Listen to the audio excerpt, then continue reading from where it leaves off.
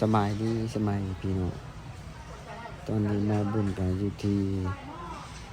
คิวเดินลักแปดไต่ปากเสเนาะพี่น้อง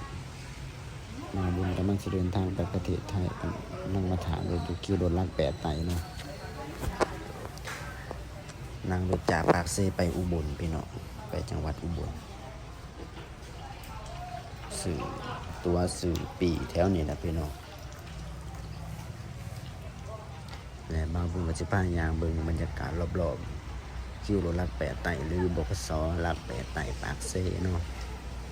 ฝนกำลังตกอยู่ตอนนี้พี่น้องฝนตกลิ่นตกมึงเสาร์นี่ตกแห้งแต่อยู่พี่น้องกำลังมาพรมาหวยลงมันสวยๆ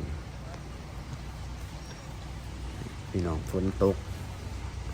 ยังดินยังตกอยู่พี่น้องตอนนี้ลงเม็ดอยู่ที่บขสที่คิวรถลักแปดไต่ปากเสเนาะ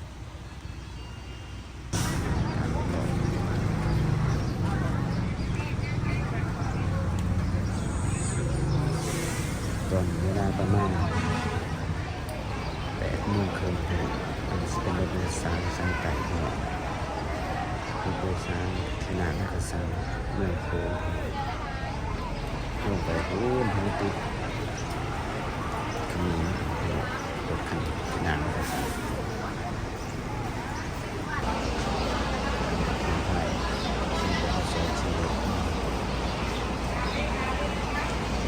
รถสารยังเป็นมากเลย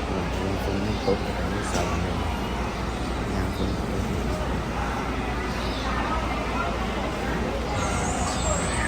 เดินใจสิ่งเดินใจ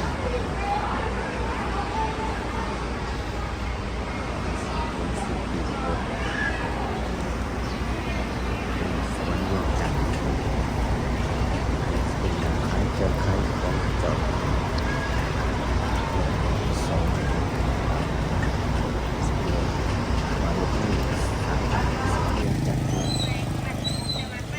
อันนี้ก็จะเป็นพิซซ่าหน่อยพี่น้องเป็นคล้ายข้าวจีคล้ายขนมปังเนาะ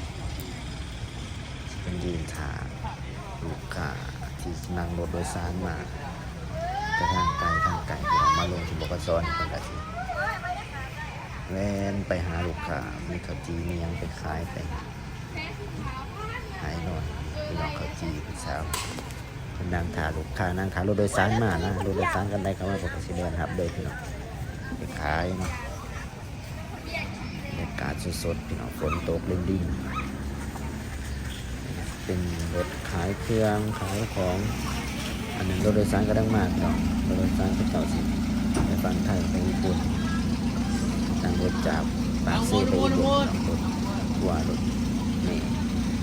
ทางจากที่นั่งรถมีสารคันนี้มาเลยก็มาต่อรถไปญี่ปุ่นปากเซ่ไปจากปากเซ่ไปญี่ปุ่นจากไปมาเลยเดี๋ยวก็ไปญี่ปุ่นรถทัวร์หลอก9 โมงครึ่งพี่น้องหลอก9 โมงครึ่งสบายพี่น้องทุกคนเด้อที่ทำมารับชมรับฟัง